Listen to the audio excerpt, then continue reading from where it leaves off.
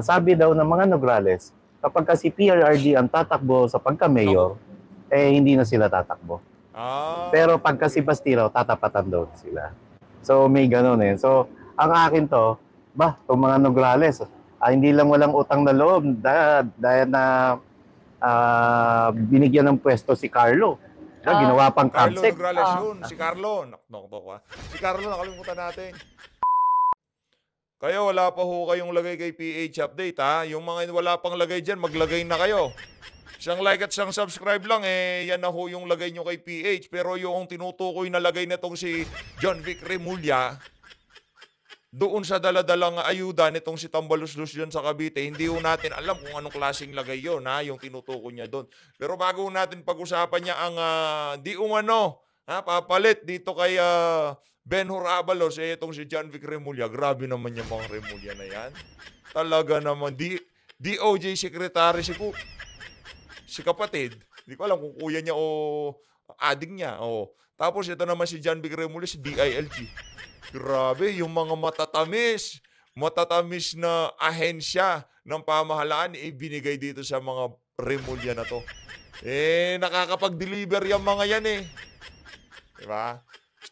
Gusto kong mabalitaan kung ano na nangyari doon sa Island Cove dyan sa Cavite. Operational pa rin ho ba yung Pogo dyan? Gov John Vic, operational pa rin ho ba? Nagtatanong lang naman. Huwag naman sana kagalit ng mga Remulla. Operational pa ho ba yung yung Island Cove, yung one of the largest Pogo hub in the Philippines? Pero bago yan, isang like at isang subscribe, yun na ho ang lagay nyo kay PH. At sa mga gusto sumali sa ating community, click lang yung join button sa baba para kayo ang pinakaunang makakita sa ating mga reaction video dito sa PH Update. Dito sa bahagi ng video natin na to. Ito na nga yun mga kababayan. Tingnan nyo naman yan. Ang kuya ho niya kapatid niya DOJ Secretary. Ang kuya niya, siguro kuya, matanda yung tsura nitong si Boying eh. Tapos ang anak niya nadeliveran. Pero mas matindi trabaho ng anak ni Boying kaysa dito sa dalawang tito niya, no? Kaysa dito sa tatay niya, dun sa tito niya si John Vic. Ito naman nung si John Vic, governor, ngayon naman di umano siya ang papalit dito kay Benhur Abalos. Ito, sa tingin natin, hindi natansya ng maayos nitong si Benhur Abalos, itong pagtakbo niya na to. Hindi ho ibig sabihin, Mang Ben, na nasa administrasyon kayo, mananalo na kayo. Yan ang problema eh. Di ho natin alam, meron ho ata sila kanya-kanyang survey firm. Meron nangumisyon ata itong mga kandidato na to ng kanya-kanya nilang survey firm. Tapos, pinapuntahan nila yung mga kamag-anak nila. Sino iboboto mo dito sa mga kandidato? Siyempre, si Benhur. Tito ko yan eh.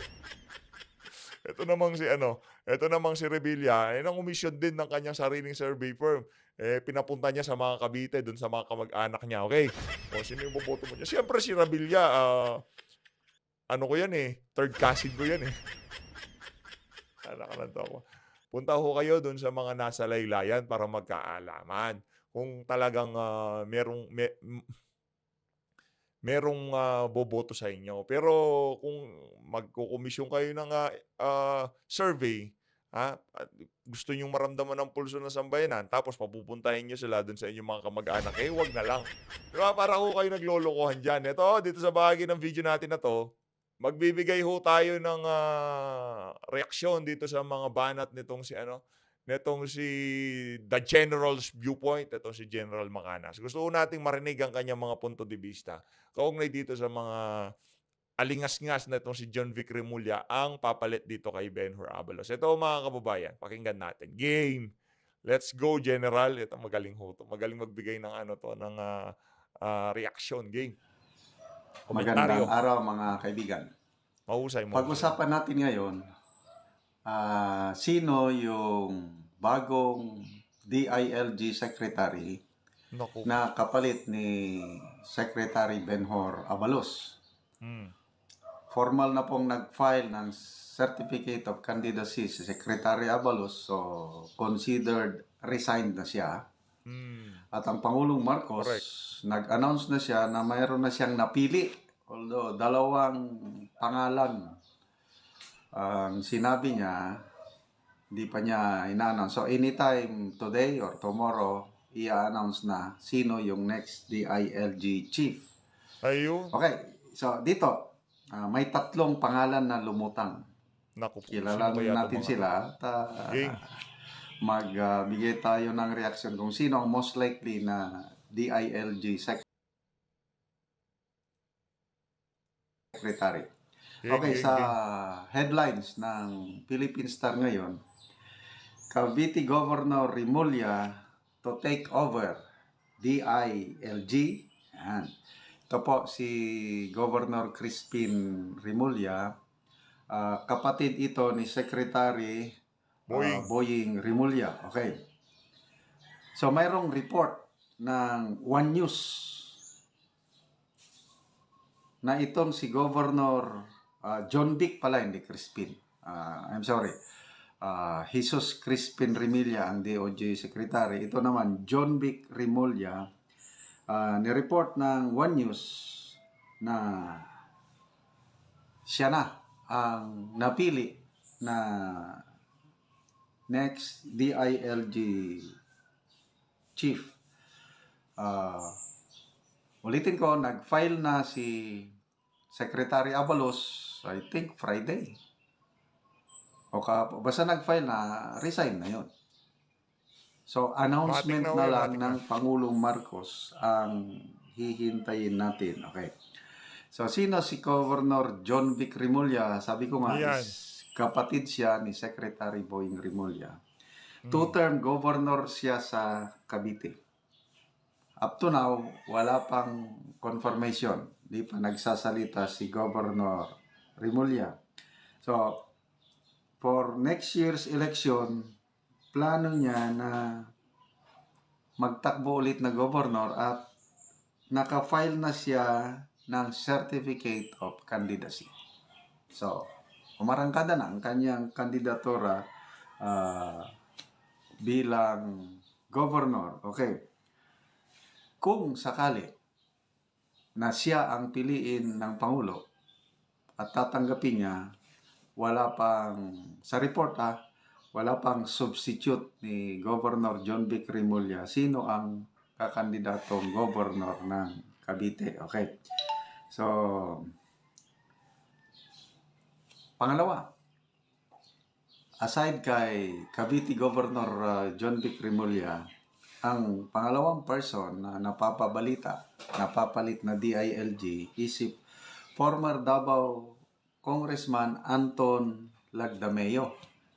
Siya ngayon ang Special Assistant to the President. Lagdameo, magiging anak ng Tokay. Lagdameo. Yung mga ka-jamming nito si Marcos Jr. talaga, ibang klase, oo. Okay, so, ayan. Yan ang dalawang pangalan na pinalutang ng Philippine Star. Sinong pangatlo? Merong pangatlo. Okay. Dito naman sa Inquirer.net, sa column ni Mr. Jake Madirazo, title is Ace Barbers Abandons Duterte for Cabinet Post. Ito pala si Congressman Ace Barbers, according to Mr. Jake Madirazo, ay once a loyal supporter of the Duterte political dynasty and best friend ni Vice President Sara Duterte. So ngayon, bumaliktad na, shifting his political alliance in pursuit of a high-profile cabinet position. Ito na nga yung DILG chief.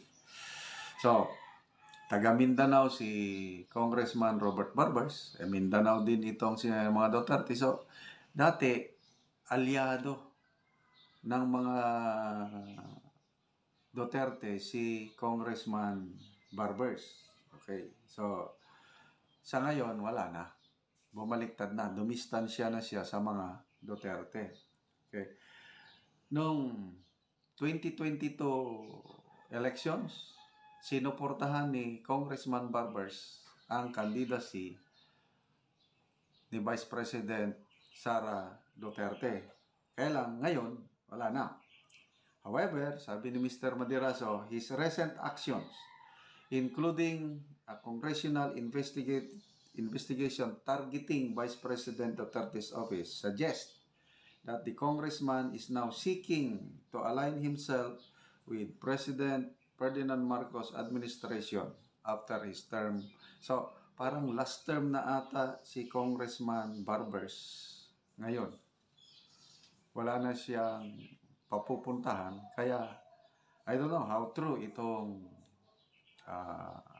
column ni Mr. Madiraso. Kaya nagpakaaso na siya dito kay Tambaluslos at kay Marcos Jr. kung sakali magkaroon siya ng cabinet post pagkatapos ng kanyang termino. Kasi hindi mo siya pwedeng maging senador kasi wala naman ng boboto diyan kay ano pangalan to kay Barbers. Walang boboto diyan. Na isa siya sa mga pangalan na pinagpipilian. So, 3. Governor Rimulya, Special Assistant to the President Anton Lagdameo, and Congressman Robert Hayes Barbers. Okay. So, sino ang most likely na papalit kay Secretary? Yung pinakakups sa 3 yon, sa tingin nyo na, tingin nyo sinong pinakakups dun sa 3 yon? Si John Vic ba? Matindi ho yun. Si Lagdameo kasi ka-jamming niya yun Para habang nagpupulburon sila, nagpaplano kung ano ba mas maganda. Saan ba tayo mas kikita, Anton? Ito naman si Ace Barbers, para sa akin, malabo. Hindi natin pwede sabihin malabo kasi yung mga bangag, unpredictable mag-isip yan So, yung pinaka most likely na naiisip natin na maging DILG secretary, yun ho ang magiging DILG secretary. Malamang sa malamang. Itong mga Remulla na to, nagbabalak ho talaga ng mas mataas na posisyon yan. Gusto ko nilang sementuhin ang kanilang political presence sa Pilipinas sa pagiging senador ng isa sa kanila. Ngayon, itong si Boying, malabo na hong mangyari yun kasi wala ho siyang karisma. Ngayon, itong si John Vic, kung sakaling DILG siya, tapos itong si Benhur Abalos mapanalo nila ng administrasyon ng pagkasenador, magiging magandang stepping stone para kay John Vic, yan DILG, para tumakbo sa 2028. Ewan mo natin kung ano mangyayari dyan, pero malamang sa malamang nandyan sa 3 na yan. Labo. Game. Abalos. Sino sa tingin nyo? Paki-comment ko. Kung wala man sa 3, pwede kayong mag-comment. Sino ang nababagay? Okay. Malala ko lang. Speaking of DILG Secretary, meron isang magaling na DILG Secretary, I think. Panahon ito ni Pinoy. Si late President Noynoy Aquino. Walang iba kundi si late Secretary Jesse Robredo. Yung husband ni ex-VP Leni Robredo. Ako, sinubaybayan ko ang iyang political career. Lalo na nung mayor pa sa Naga City si Mayor Jesse Robredo. Grabe talaga. Yung mga para siyang Ramon Magsaysay. He's a man of the masses. Nakachinelas lang, sumasakay lang sa bus. Siya yung gusto ko na dumaming klase ng politiko, yung mga kagaya ni... Marami ho tayo naririnig na magagandang bagay dito kay late DILG Secretary Jesse Robredo. Pero base ho dun sa mga nabanggit na pangalan, yun siguro nasa short list ng Bangag Administration, no? Remulla, Lagdameo, at itong si, ano pangalan ito? Itong si Barbers. Wala ho ni isa sa mga yon ang nakikita nating nasa kalibre nitong si Jesse Robredo. Marami ho tayo naririnig na mga politiko na talagang ito daw si Jesse, mahusay daw ito. Hindi na, bata pa ho tayo nung kay Jesse. Hindi pa tayo ganun kababad sa politika, kaya hindi ho natin malaman. Hindi ko masasabi sa inyo kung talagang mahusay nga ba yung Jesse Robredo na yan. Komento nyo sa baba kung nagalingan kayo dyan. Dito sa bahagi ng video natin na to, Pag-usapan ho natin itong third floor studio, itong talakayan nila. Pakinggan ho natin yung mga punto de vista nila. Kaugnay doon sa naging interview ni dating Pangulong Rodrigo Duterte kagabi sa media, no? Siyempre third floor 'yan eh. Kailangan ho natin marinig kung ano yung kanilang ilalabas dito sa naging interview na to ni Tatay Tigong. Game. Pakinggan ho natin to. Okay. Sabi ni Siyempre, bago natin pakinggan, yung bago tayo pumunta doon sa kung paano hihimayin nitong si Sir Marlon at Madam Pamela yung naging interview ni Tatay Tigong. Pakinggan ho muna natin itong mga puntos nitong si Madam Pamela kaugnay diyan sa mga sensitive na taga-suporta ng ibang mga politiko. Alam niyo tayo naman isang ayon doon sa mga puntos nitong si Ma'am Pamela. Yung iba ho kasi yung taga-suporta kahit dito naman sa PH update, no, bumabalagbag din naman ho tayo doon sa mga mga kaalyado natin pagka medyo sablay yung ginagawa. Nakakapagsalita rin naman ho tayo. Pero para doon sa mga taga-suporta, maghinay-hinay ho tayo. Kung yung itong mga individual na nagsasalita doon sa mga sinusuportahan nating politiko, meron naman hong punto yung mga sinasabi nila, tanggapin ho natin, pakinggan ho natin. Pakinggan lang ho natin. Ngayon, kung meron kayong punto na gustong sabihin, tama rin naman to si Madam Pamela na mag-vlog din ho kayo. Kasi sa totoo lang hindi rin naman ho biro yung pagsasalita ng isang oras sa harap ng camera, pagkakabit-kabitin nyo yung mga balita, ibibigay nyo yung mga punto de vista nyo, tapos bigla lang kayo nasisingit na, Kesyo, wag mong ganito yung si ganyan. Wag naman hong ganon. No? Kung meron ho kayong solido, konkretong punto de vista kaugnay dyan sa mga nagsasalita, sa mga sinusuportahan yung kandidato, mag-vlog din ho kayo. Wala naman hong pumipigil sa inyo dyan. No? Pero tignan din ho natin kung saan nanggagaling itong mga nagsasalita na to. Kay Senator Bato, nagsalita ho tayo. Nagalit ho tayo. Diba? Pero at the end of the day, mga kaalyado natin yan. Susuportahan natin yan. Ipaglalaban natin yung mga yan. Pero kung ano yung mga kaalyado natin, kung ano yung mga sinasabi nila, kailangan ho natin pakinggan dahil yung mga sinasabi ng mga yan hindi naman po para sa ikakasira ng mga kasama natin, mga pinaglalaban natin politiko. Bagkus yan pa ho para isa ikagaganda nila. No, para mas mahalin pa sila ng sambayanan. Malayo natin, hindi lang kay Madam Pamela nag-chat, kung sino man nag-chat o nagbabala, no? Hindi lang dyan sa vlogger na yan. Paano yung ibang mga vlogger? Ganon din ang gagawin nila dun sa mga ibang mga vlogger. Timbangin lang natin na maigi. Hindi ko kinakampihan si Pamela dito. Hindi ko rin kinakampihan yung politikong nababanatan o nasasagasaan. Tayo yung magkakakampi dito.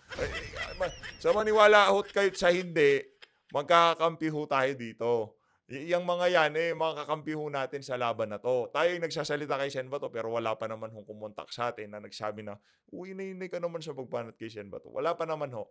No, kaya pakinggan ho natin yung magkabilang panig. Huwag ho tayong basta-basta talon ng talon sa mga nagsasalita. Diyan sa mga sinusuportahan natin, mga mahal natin, mga bilib tayong kandidato. Bilib din naman ho tayo diyan sa mga nababanatan na yan. Kahit naman yung mga ibang banateros na minsan nagagalit kay Sen Bato, lalo na pag doon sa mga hearing, nakukulangan. Hindi naman nagagalit, nakukulangan. No, nakukulangan sila doon sa mga tanong, follow-up o kung ano pa man yan. Pero yun, constructive criticism. Hindi naman tayo nagkikriticize na, Kesyo, ang ganyan naman nitong si Bato, ganyan naman si ganyan naman mahinang klase, dapat wag ka na lang ganyan. Sinasabi natin, sa susunod, mas maganda siguro kung merong follow-up. Di ba? Mas maganda siguro kung mas didiinan pa yung ganito. Yung constructive criticism, wag ho natin ikagalit yun para dun sa mga kasama natin dito. Magkakasama ho tayo dito, hindi ho tayo magkakalaban. Ngayon, kung tayo magkakasama, naglalaban-laban tayo, naku, wasak tayo dyan. Pakinggan ho natin itong talakayan, itong si Sir Marlon at Ma'am Pam. Okay. Sabi ni Julieta Ilagan, wag nang patulan ang nag-comment. Si Maharlika never niya sinagot ang mga Si Maharlika po ay si Maharlika. Si Pamela po ay si Pamela. So kung hindi po siya pumapatol at ako po pumapatol, kagaya po ng disclaimer namin, kung meron po kayong opinion, mag-vlog din po kayo dahil ito po ay tinatawag na mind your own opinion. Yes, sinong nawawala audio? Okay lang mawala audio, wag lang mawala pera. Wala tayo niyan pareho. Kasi wala na tayo ng pub. Huwag nyo kasi i-take as personal attack. Ginagawa ni Miss Pam kay BG. Wala tayo ngayon. Huwag balat sibuyas. Gawin nyo din due diligence. Huwag puro spoon feeding na kung ano sabihin. Sino iboboto, yun iboboto nyo. Sabi ni Basunes. Yan opinion. Sabi dito, wag naman kasi si Attorney Vic lang ang sinusuportahan ninyo. Teka lang. Sino na po ba ang mga nag-file? Sige, kaya nga natin suportado natin ang Congressman Marcoleta. Suportado natin ang isang Attorney Glenn Chong. Kasasabi lang natin kanina, kung magpa-file, di ba? Kung magpa-file lang Baste Duterte, magsuportado din natin ang Baste Duterte. Eh, wala pa nga kumpleto. Sabi ko nga sa iyo, kung buhay lamang ang babalo di susuporta ako ng babalo. Diba? Ako nga, kung buhay si Mahal, kung yan nag-file, tapos entertainment lang, iboboto ko si Mahal. Yun po ang sinasabi namin. Seryoso, madam? Fan ka ni Mahal?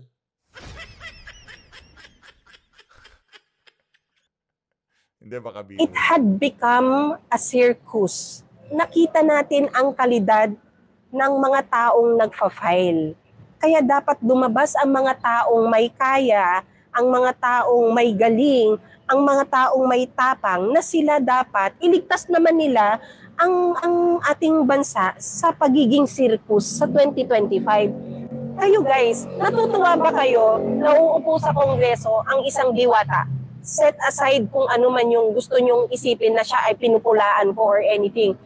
But will he represent the right marginalized sector just because he is a vendor? Tanong po yan na matindi. Ang isang Ross Martan na magaling na influencer, CEO ng kanyang sariling kumpanya, she is her own self. She is a made woman. She created her wealth out of networking or whatever it is, hindi ko po alam, or influencing. Business, alam ko business. You think this young woman is ready to lead the country sa bigger role na to, na tinatahak niya?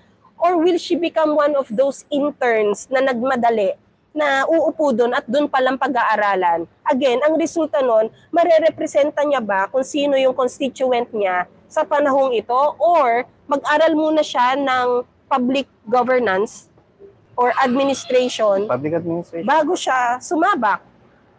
Ayon Perez, na artista naman, magaling naman, gwapo, magaling mag-entertain, but is he ready? That's another question. You think you can relate with them and say, this man holds my future and I will entrust that future to him? Safe ang mga anak ko. Kapag ako pumanaw sa mundong ito, iiwan ko ang mga anak ko na merong maayos na gobyerno, gawa ng leader na to. Simple lang naman ho eh. Yun lang ang sinasabi ko. Ako naman, Pam. Okay. Ako naman. Di ba ang sarap gunitain yung dating Senado na merong Senator Jovito Salonga, merong Senator Rene Sagisag, merong Senator Miriam Defensor Santiago, merong Senator Joker Arroyo, merong Senator Natalie Gonzales, senior hindi junior. Merong Senator Aquilino Pimentel, senior ulit hindi junior. Merong Senator Osmeña, Serge and Jan Osmeña, di ba?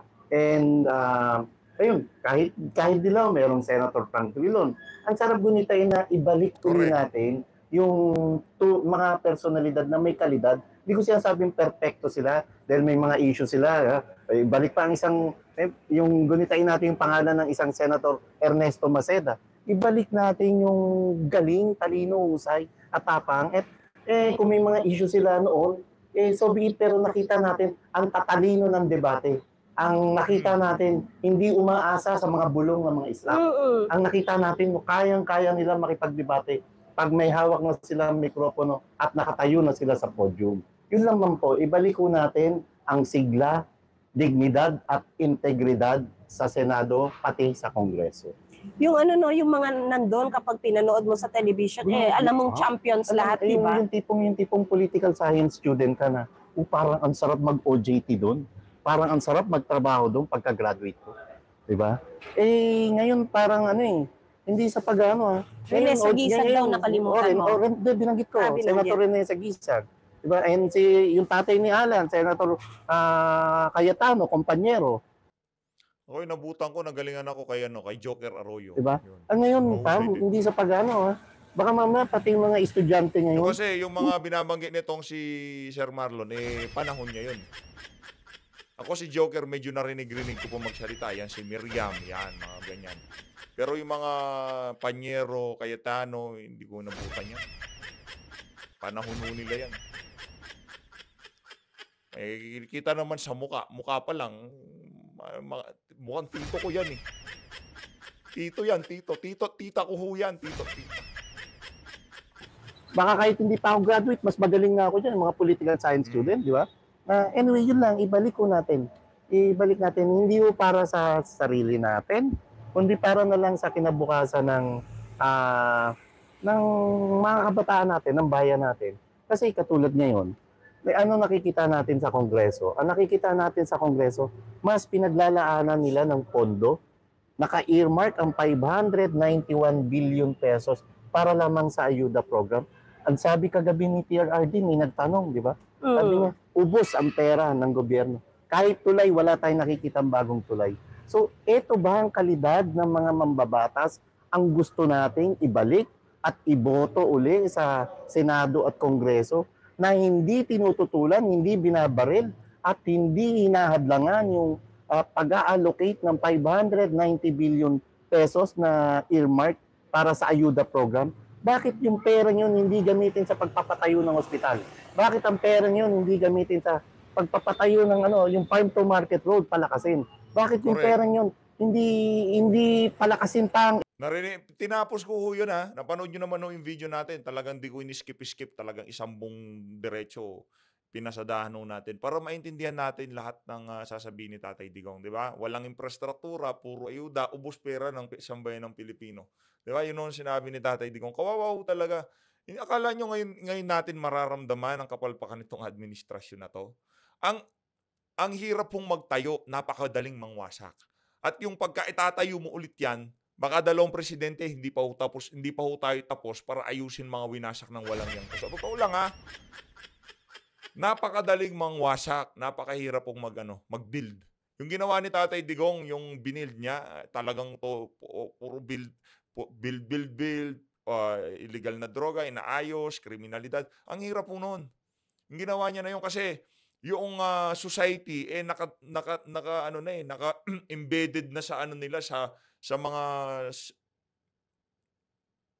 mga pag-uugali nila, sa pananaw nila sa buhay na ang kalsada droga, kriminalidad. Ganun na. Ngayon ginawa ni Tatay Digong, pilit niyang pinalitan yung nakadikit sa kaisipan at damdamin ng bawat isang Pilipino na dapat ang kalsada ay para sa sambayan ng Pilipino, hindi dapat ganito ang ating society, yung mga kriminali hindi dapat welcome, hindi tinotolerate ang droga, hindi tinotolerate ang korupsyon.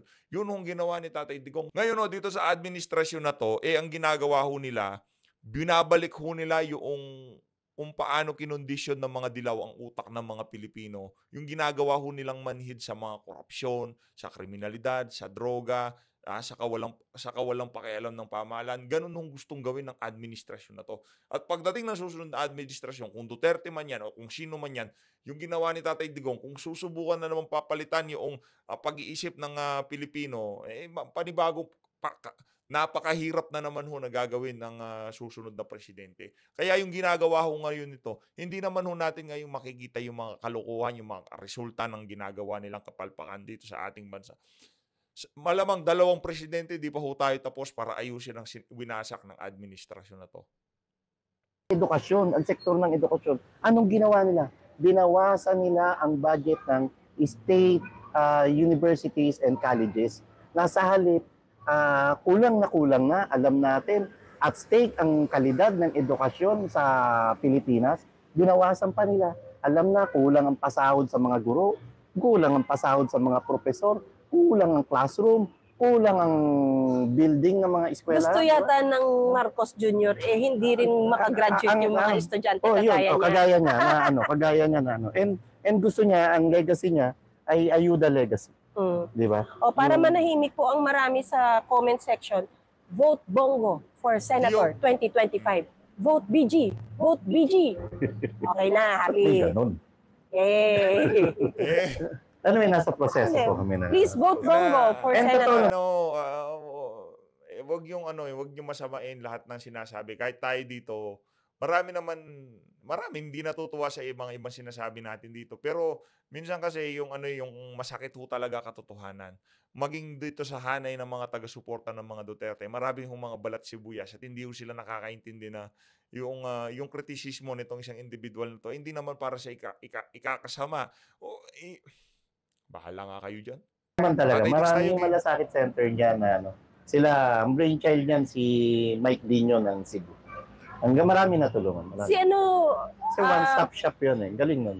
Si Marlon, si PRRD, sabi niya sa kanyang press conference kagabi, nocturnal talaga yung mama, no? Alam mo, gabi na talaga nagpa-press con. Oo, hindi pa. Sorry ha. Sige, sabihin mo na tayo kay Tatay Diggs. Hindi, ang sinabi ko lang is, nagpahayag siya ng kanyang interest na tumakbo bilang mayor sa Davao. At vice mayor niya, na sinasabi, si Baste Duterte. Yan lang. Ako naman, alam mo, alam mo na nakakamiss sa isang PRRD, yung sense of humor. At saka yung tapang. Paano nga, sabi niya, may banta siya lang yung kay ex-senator and ex-convict ba tawag doon? Hindi naman siya convicted, sorry. Sa dating detainee na si Senator Laila de Lima. Ang sabi niya, sabihin mo sa kanya yan, yung video papadala ko sa Amerika, dadalhin daw niya sa mga porn, sa mga X-rated store, sa mga adult store, di ba? Yun yung mga sense of humor, yung pagiging witty ng isang PR, nakakamiss. And nakita lang natin yung nabawasan siya ng timbang dahil 70 plus, 73. Diba? Pero yung sharp ng utak at yung sense of humor, hindi nawala, no? Pa rin. Actually, yung press con nagsimula sa sense of humor eh. Kasi nag-initiate magtanong yung isang nagtanong yung isang reporter and sabi, parang Mayor, ano po ang kailangan natin pag-usapan at pinatawag nyo kami dito? Tapos binanter niya na parang, teka, linawin natin, parang malabo yung usapan na yan Parang akala ko kayo ang gustong kumausap sa akin. Yun yung sabi niya. So nagtawanan na sila. Na-break na yung ice. And sinabi niya, alam mo, na-enjoy niya na nakausap niya mga media. Kasi dati yata, not sure dati yata talagang hostile siya sa media, no? Pero yung nakikipagbiruan, saka nakuha na rin ng media na alam niya, nagjo-joke lang. And I know, maraming mag-i-spin sa mga oras na to tungkol dun sa sinabi ni tungkol dun sa sinasabi ni PRRD na may cancer siya. May spin yun. Tapos meron ding imbalance yung bulsa niya. Yung pera daw niya sa kaliwa at sa kanan na bulsa, hindi nakantay. Ang galing. Galing yung sense of humor. Actually, sabi nga ni MacGyver, hindi si MacGyver, si Sky, nagtanda ubo-ubo na nga ang mga reporter sa kakatawa. Pero naniniwala ka ba na siya ay tatakbo as mayor ng Davao? Yun, ang magandang tanong. Kasi may isang kasamahan tayong reporter doon, hindi kasi sila nakikita. Although local base sila. Local base sila. Pero nagbibisaya ang pagkakaintindi ko, kapag kung tama ako, i-correct niyo po ako kung mali ako. Sabi daw ng mga Nograles, kapag si PRRD ang tatakbo sa pagka-mayor, hindi na sila tatakbo. Pero pagka si Bastiraw, tatapatan daw sila. So may ganun eh. So ang akin to, itong mga Nograles, hindi lang walang utang na loob dahil na binigyan ng pwesto si Carlo. Ginawa pang Carlo concept. Nograles yun. Si Carlo. Si Carlo, nakalimutan natin. Binigyan ng pwesto ni Tatay Digong yun. Meron pang nalalaman pasumpa yung Nograles na yun sa harap ni Tatay Digong. Yung palang kapatid niya na si Migs. Tapos ngayon, gusto pa rin talaga tapatan ng mga Duterte. Si Baste. Carlo Nograles yun Si Carlo Nograles, di ba? And gustong tapatan si Baste, pero pagdating kay Tatay Digong, ayaw nila. Takot. Interesting. And mismong si Tatay Digong ang nagsabi na hindi nila pag-aari ang Davao. Kasi dati pa, merong sikat na politiko dyan, yung mga Almendras, na nawala na ngayon. So, tanggap ni Tatay Digong na darating ang time nag-i-evolve. Pero kapag maganda ang legacy mo, at siya na rin nagsabi, pag kurap ka sa City Hall, hindi ka tatagal. Pag kurap na mayor ka. And dahil hindi siya kurap na mayor, at hindi kurap na mayor ang mga anak niya, tingnan mo, tumatagal. Correct. Yun yung Yun yung maganda sa pangalan ng mga Duterte. At binanggit din niya doon na kailangan, kasi parang inuudyok din siya, ano po kaya kung Congress? Ang sabi niya doon, hindi ako pwedeng mag-congressman. Kapag Congress ka, sabi niya, wala kang problemang nasosolve. Kasi ako as mayor, sabi niya, nandun talaga ako sa baba. Doon pa lang, nasosolve ko na. Hindi niya trip yung ano, pagka congressman, kadalasan, walang problemang nasosolve yung mga yan. Yeah, pero kung gusto ni Tatay Digong, yung action talaga eh. Siya lalapitan, kakausapin niya yung mga tao. Ganun yung ano niya, ganun yung forte niya nung ano, executive talaga. Pagdating dun sa gawa-gawa ng batas, wala akong mangyayari dyan. Kagaya nung nangyayari ngayon dyan sa House, basta bulok yung nasa taas, sigurado wala akong lalabas na matino dyan sa House of Representatives. Wala silang trabahong lalabas dyan sa House na matino. Pagka palsipikado ang kanilang pinuno, lahat to ng lalabas dyan, puro palsipikado, ayuda, investigasyon, lahat to puro palsipikado. Meron mo ba kayong nakitang tamang ginawa ng House of Representatives sa pamumuno nitong si Tambaloslos? Wala, di ba?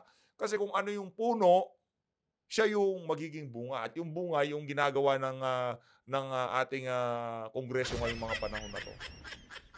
Investigasyon, ayuda, paninira, pagwasak sa mga kalaban nila sa politika, di ba? Ganun lang paulit-ulit yan, araw-araw. Yun ang kanilang routine dyan sa House of Representatives. This time, ayusin natin to. Sa mga kamag-anak nyo, kung meron kayong nakikita doon sa mga congressman na nag-e-epal dyan sa House of Representatives, kausapin nyo yung mga kamag-anak nyo na wag iboto yung mga tao na yun. Totoo din naman, kasi ang role ng isang congressman ay gumawa ng batas para sa kanyang nasasakupan, di ba? At hindi role lang mag-imbestiga na mag-imbestiga. Na sabi nga, yun, ginawa din niyang humor yun na buwagin na ang PNP at NBI. Sabi niya ganyan, dyan na lang, sila na lang, sabi niya ganyan.